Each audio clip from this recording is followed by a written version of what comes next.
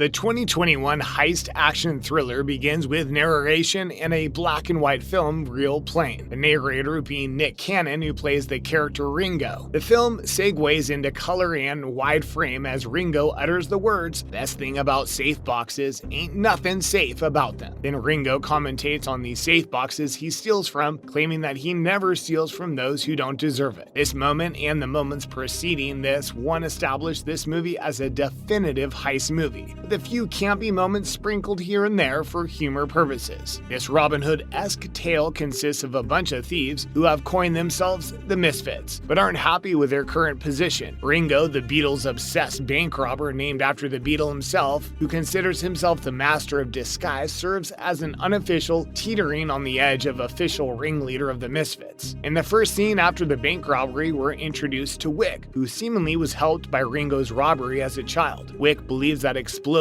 can get rid of evil spirits, a belief he also applies to people apparently. Played by Mike D'Angelo, Wick provides humor in his instability and spontaneous bursts of dancing. The next few Misfits the audiences are introduced to are Violet, played by Jamie Chung, and Prince, played by Rami Jaber. Violet's whole shtick is beating up bad men in a fiery, well-coordinated kung fu manner, and is easily able to fight multiple henchmen all at once. Prince, on the other hand, is supposed to be a prince of some unnamed land himself. She's introduced in a The Matrix-style intro, as Ringo iterates how she stopped a trafficking king recently, which decisively establishes her as the team badass. The prince, a conman philanthropist who assembles the team and is the financial hub of the group, the Misfits are already established as such when they're introduced in the narrated intro, and became a group when they received a word from the prince to become a team, take down terrible rich people. Their usual shtick is to perform heists and robberies against corrupt and rich people, solely to give back to others who may need the money. The plot gets going once the Misfits, who are already established as a group of good-natured yet violently aggressive wealthy thieves, a category all of them fit, get caught up with Pace, played by acting legend Pierce Brosnan. Pace, unlike the Misfits, is not in the robbery business for gratification or menial charitable pleasure. He is a suave career criminal who has built his whole life around heists, does not care about giving back, and also has kept the spoils for himself all his life. His special interests include luxury hotel robberies, and so when the gang of Misfits needs assistance, Pace is contacted, but not directly. When we meet Richard Pace, he has just broken out of some kind of heavy-duty prison, a case which is handled by the FBI. A weird detail considered he was to be granted bail tomorrow. A grueling two-car chases later, it's revealed that Pace was rescued by the prince and his team, who did so to gain leverage on the man. He's picked up in an airport car and taken to a secondary location, a helipad with a private jet. In the private jet, as they fly away from the FBI, all 5 members are in the same location for the first time. It's revealed that Schitz's bail for Pace was just to cover